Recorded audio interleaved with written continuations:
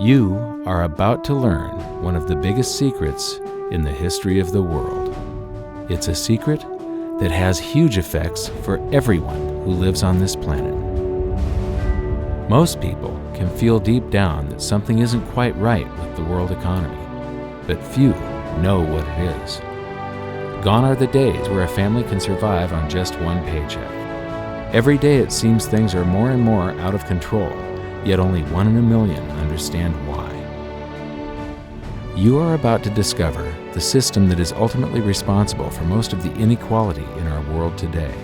The powers that be do not want you to know about this, as this system is what has kept them at the top of the financial food chain for the last 100 years.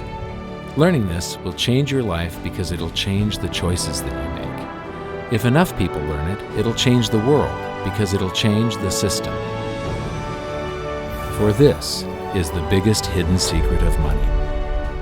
Never in human history have so many been plundered by so few, and it's all accomplished through this, the biggest scam in the history of mankind.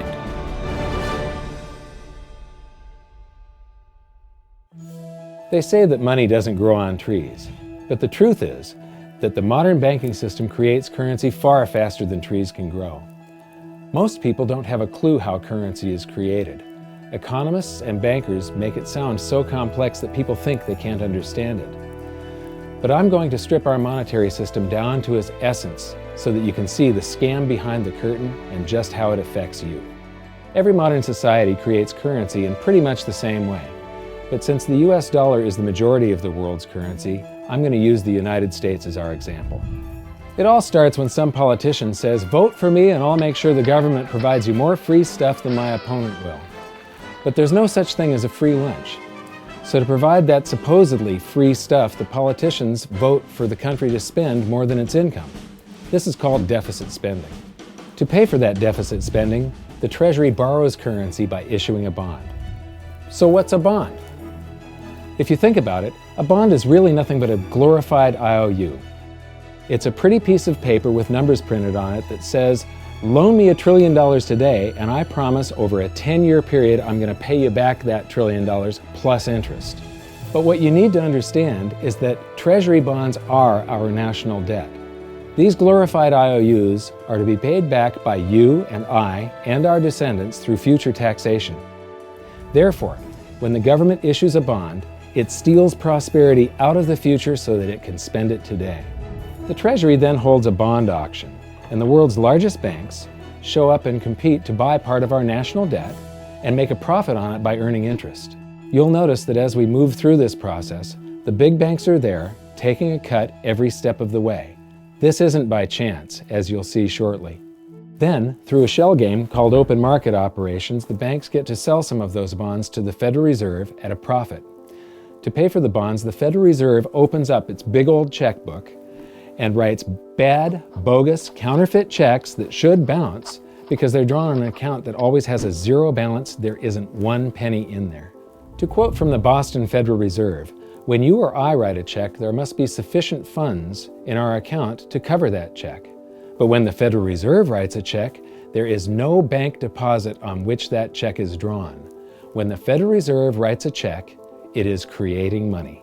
The Fed then hands those checks to the banks, and at this point, currency springs into existence. The banks then take that currency and buy more bonds at the next Treasury auction. But what is a check? A check is also an IOU. When you write a check, you're making a note that says, "Here's my IOU for cash. All you have to do is go to the bank and pick it up." Now, it's very, very important that you understand this process because we're going to come back later and show you the devastating effect this has on you. The Treasury issues IOUs, bonds. The banks then buy those IOUs with currency. The Federal Reserve then writes IOUs, checks, and hands them to the banks in exchange for the Treasury's IOUs, the bonds. And currency is created. So what's really happening is the Federal Reserve and the Treasury are just swapping IOUs, using the banks as middlemen, and abracadabra, presto, currency magically springs into existence. This process repeats and repeats over and over again, enriching the banks and indebting the public by raising the national debt. The end result is that there's a buildup of bonds at the Federal Reserve and currency at the Treasury. This process is also where all paper currency comes from. The Federal Reserve and the government mistakenly call it base money because they didn't watch episode 1 of this series and they don't know the difference between money and currency. But I will correctly refer to it as base currency because it is not money. It is currency, and as we've learned, there is a big difference. Money has to be a store of value and maintain its purchasing power over long periods of time. We learned in episode 1 that earlier in our history, our paper currency was just a claim check. It was a representation for real money of intrinsic value, the gold and silver that was held on deposit at the Treasury. You could walk into any bank and slap your currency, like say a $20 bill, on the counter and redeem it for real money, a $20 gold piece. But now, this base currency that's piling up back here is really nothing but a receipt or a claim check on an IOU, that bond. So it's really nothing but a supply of numbers. The Treasury then deposits the newly created currency into the various branches of the government, and the politicians say, "Hey, thanks for that." And the government does some deficit spending on public works, social programs, and war. The government employees, contractors, and soldiers then deposit their pay in the banks. Now, this may come as a shock to you, but when you deposit your currency with the bank, you're not actually depositing it into an account to be safely held in trust for you. Instead, you're actually loaning the bank your currency, and within certain legal limits, they can do with it pretty much anything they please. This includes gambling in the stock market and loaning it out, at a profit, of course. Now this is where the machine of currency creation really gets cranking, because this is where something called fractional reserve lending comes into play. Fractional reserve lending is exactly what it says. The banks are allowed to reserve only a fraction of your deposit and loan the rest out. Although reserve ratios may vary, I'm going to use a 10% reserve ratio as our example. If you deposit $100 in your account, the bank can legally take $90 of it and loan it out without telling you. The bank must hold $10 of your deposit in reserve just in case you want some of it. These reserves are called vault cash. But why does your bank account still say you have $100 if the bank has stolen $90 of it? Because the bank left IOUs it created, called bank credit, in its place. Now I know this sounds crazy, but here it is in black and white from the Fed. Commercial banks create checkbook money when they grant a loan simply by adding new deposit dollars in accounts on their books in exchange for a borrower's IOU. These are nothing but numbers that the banks type into their computers. And even though these bank credit IOU numbers are very different from base currency numbers, because they only exist in computers, they are still currency. So now there is $190 in existence. Now the reason people take out loans from the banks is to buy something. They're going to buy a house or a car or something like that. So the borrower takes the $90 that the bank loaned to him from your account and he pays the seller of the item. But then the seller deposits that currency into his account and his bank loans out 90% of that and leaves bank credit numbers in its place. So now there's $271 in existence. This process repeats and repeats until under a 10% reserve ratio, an initial deposit of just $100 can create up to $1,000 of bank credit, all backed by $100 of vault cash, just 10%. But as I said, reserve ratios vary wildly. On some deposits, it's 10%, on others, it's 3%, and on some forms of deposits, reserve requirements are 0. The result is that the expansion of the currency supply by the banks is far greater than even this example would lead you to believe. So once again, when currency is deposited in the banks get to lend it out, and then it gets redeposited and relent, redeposited and relent, redeposited and relent over and over again, creating bank credit all the way. This is where the vast majority of our currency supply comes from. In fact, 92 to 96% of all currency in existence is created not by the government, but here in the banking system. Now, massive amounts of currency spewing into society may at first sound like a fun idea. That is, until you remember one of the most important hidden secrets of money from episode 1, that the prices of everyday goods and services act as a sponge on an expanding currency supply. The more currency we have, the more prices rise. This is where inflation comes from. The true definition of inflation is an expansion of the currency supply. Rising prices are merely the symptom. So our entire currency supply is nothing but a couple of bucks whipped up in this hocus-pocus scam where the Treasury and the Federal Reserve swap glorified IOUs, and a bunch of numbers that the banks just type into their computers. That's it. That's our entire currency supply. It's nothing but a supply of numbers. Some of them printed, most of them typed, and there is nothing else. But if you thought that was crazy, get ready to enter the twilight zone of modern economics. We work for some of that currency supply. True wealth is your time, but we trade away moments of our lives, hour by hour, day by day, and year by year, for numbers that somebody printed on pieces of paper or just typed into a computer. Now those numbers represent our blood, sweat, tears, labor, ideas, and talent. We are what gives the currency its value. But here comes the really cruel joke. We work hard so that we can save some of that currency, so that we can pay the tax collector. In the United States, it's known as the IRS. They then turn it over to the Treasury so that the Treasury can pay the principal plus interest on that bond that the Federal Reserve bought with a check drawn on an account that has nothing in it. Now let's do a recap on this section, because this is where the system begins to rob you and I on a massive scale. Much of our taxes are not used for schools, roads, and public services, but to pay interest on bonds that the Federal Reserve bought with a check drawn on an account that has nothing in it. The Federal Reserve is committing fraud. But here's one of the biggest secrets of them all. Before the establishment of the Federal Reserve, there was no need for personal income tax. The Federal Reserve was created in 1913, and that very same year, the Constitution was amended to allow income tax. Do you really think this was just a coincidence? Ask yourself how much income tax you've paid over your lifetime. Much of it has been silently siphoned away into the hands of those who own the system. Yes, this system has owners. Who they are is an even bigger secret that we'll get to shortly. But first, we need to understand the mumbo-jumbo of the so-called debt ceiling. It's all based on a huge paradox. There was interest due on that bond, and there was interest due on every one of those loans that the banks made.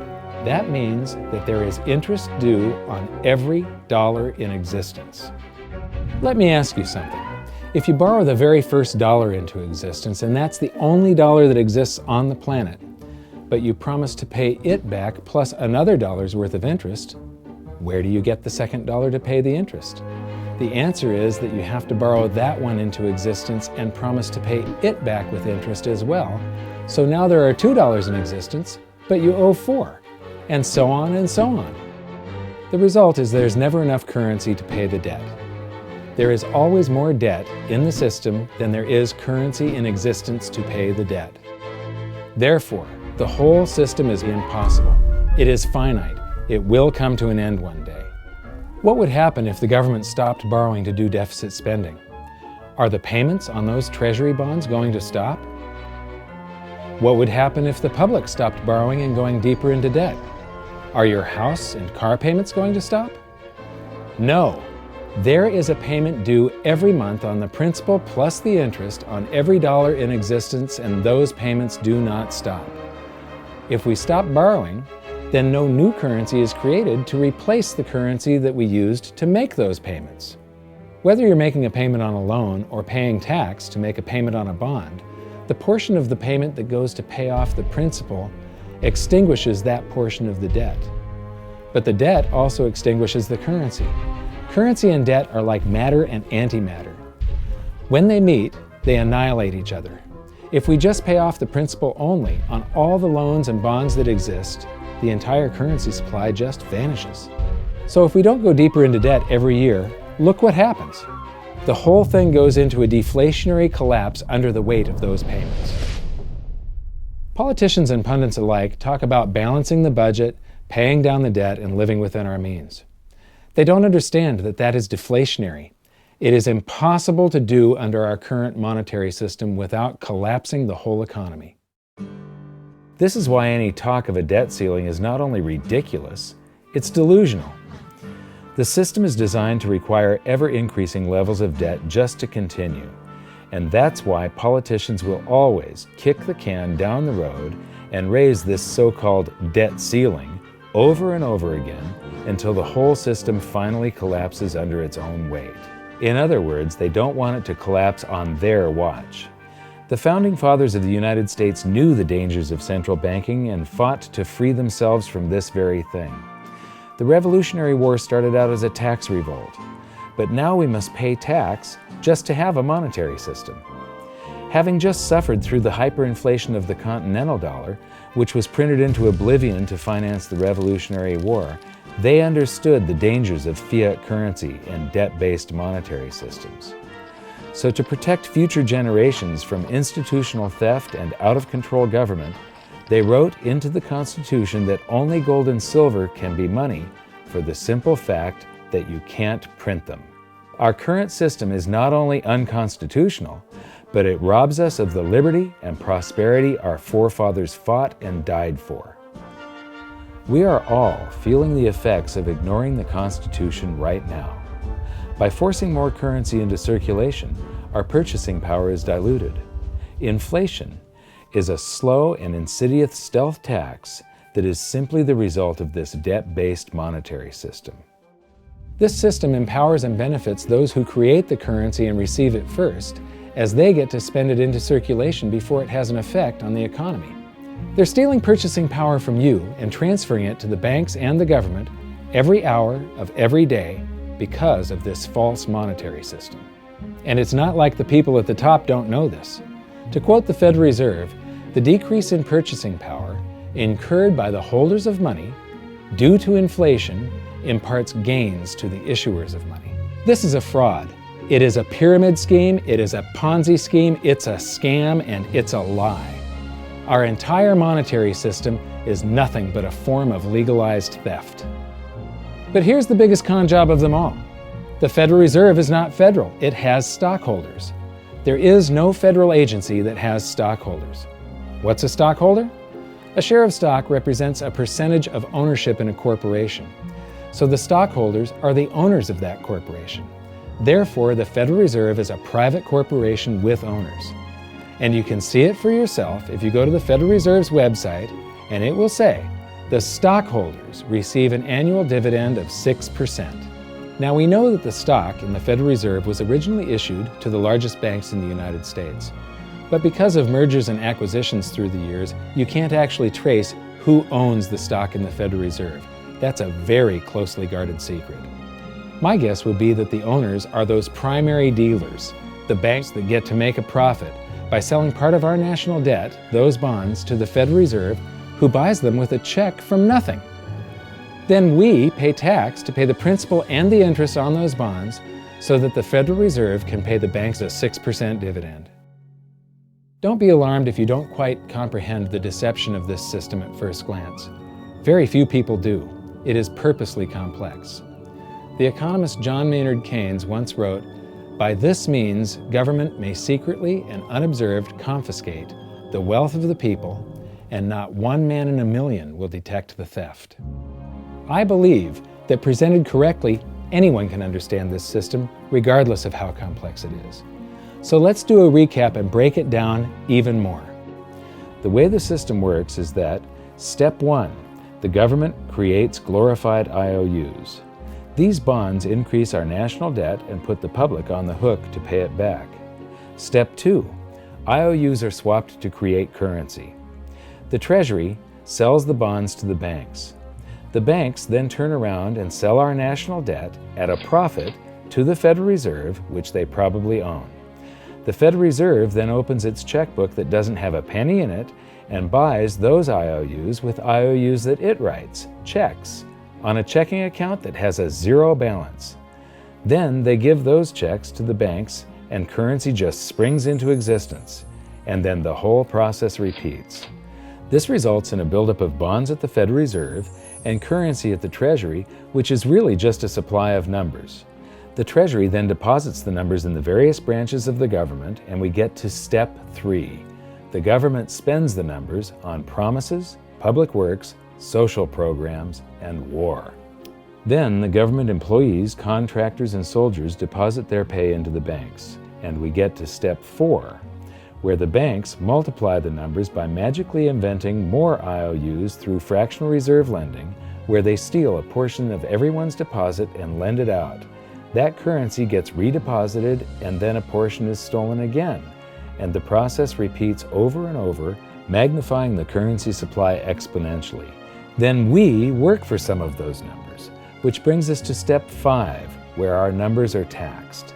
We pay tax to the IRS, who then turns our numbers over to the Treasury, so the Treasury can pay the principal plus the interest on bonds that were purchased by the Federal Reserve with a check from nothing. Then we get to step 6, the debt ceiling delusion. The system is designed to require ever-increasing levels of debt and will eventually collapse under its own weight because politicians always kick the can down the road. They don't want it to collapse on their watch. And finally, step 7, the secret owners take their cut. The world's largest banks own the Federal Reserve. Those banks make a profit selling our national debt to the Fed. They make a profit when the Fed pays them interest on the reserves held at the Fed, and the Fed pays them a 6% dividend on their ownership of the Fed. This system is fundamentally evil.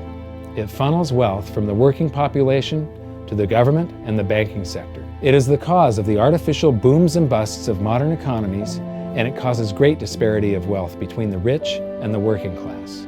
And it is only possible because we no longer use real money, we use currency. But worst of all, it is a form of enslavement. Bond is the root word of bondage. Whenever a government issues a bond, it is a promise to make us pay tax in the future. Nobody asked you if you wanted to pay tax today for the prosperity we all enjoyed in the last century. Nobody is asking our children if they want to work hard in the future to pay for the prosperity we're enjoying now. George Washington once wrote to James Madison, "No generation has the right to contract debts greater than can be paid off during the course of its own existence." By stealing prosperity from tomorrow so we can spend it today, we enslave ourselves and future generations. Now this all sounds pretty bad, but there is great hope, for you are the greatest threat to this false monetary system. This system relies on the public being ignorant of its workings. Please share this knowledge with everyone you know, because an informed public that fully understands the system can build a better future for generations to come. And now I leave you with this quote, widely attributed to a former director of the Bank of England. The modern banking system manufactures money out of nothing. The process is perhaps the most astounding piece of sleight of hand that was ever invented. Banking was conceived in inequity and born in sin. Bankers own the earth. Take it away from them, but leave them the power to create money and control credit, and with the flick of a pen, they will create enough money to buy it back again. But if you want to continue as the slaves of bankers and pay the cost of your own slavery, let them continue to create money and to control credit. This is the Federal Reserve in Washington, D.C. It's located on Constitution Street, and that is just as much of a joke as the New York Fed being located on Liberty Street. Both of them are unconstitutional, both of them limit our liberty, and they transfer wealth away from us every second of every day to the Federal Reserve, to the government, and to the banking sector. You are now among the 1 in a million who can detect the theft of your prosperity. So the big question is, what can you do about it? 1. Watch this video until you can describe and teach it to others. Those who understand this system can make preparations for its unavoidable collapse and protect themselves. History shows that those who don't will probably be wiped out. 2. Share this video with everyone, especially those you care about. All it takes is a mouse click or two to get this message in front of millions. Post this video on Facebook, tweet it, email it to loved ones. Please share it wherever you can. 3. Join the conversation. The current world monetary system is based on a 300-year-old design meant to enrich a few at the expense of the many. There must be a better way. At hiddensecretsofmoney.com, We've created an open source platform for the design and development of a new world monetary system. We're calling on every economist, every student, every college, every bright mind, and anyone who cares to join the discussion. In educating ourselves and each other, we can prevent the further loss of our freedoms and maybe, just maybe, win some of them back.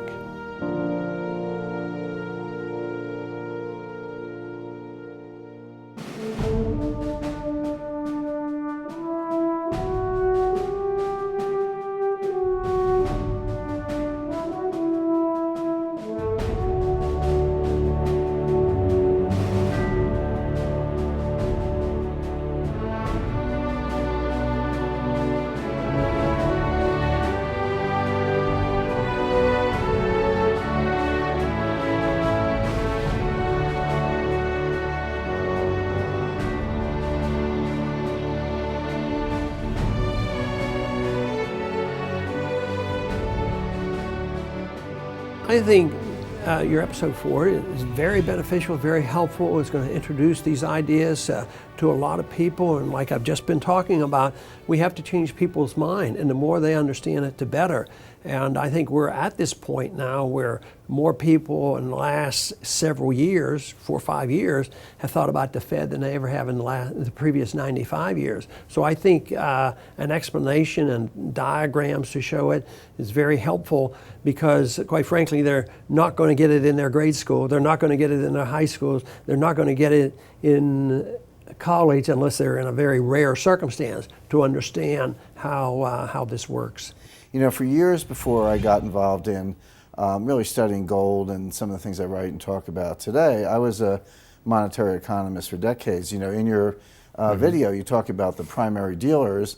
I was chief counsel and chief credit officer of one of the largest primary dealers for 10 years. So I had an inside seat on the Treasury market and have the privilege of working with several former vice chairmen of the Board of Governors, Manley Johnson and David Mullins, going back to the 80s and 90s. So I'm very immersed in what you were talking about, and I thought it was extremely accurate, extremely clear. I didn't think you were stretching on any points. It was really like something out of a PhD course, except that it was very easy to understand. I think it's accessible. I think we're seeing a little bit of a revolution in communications in the following sense. You know, as you point out, the Fed was created in 1913.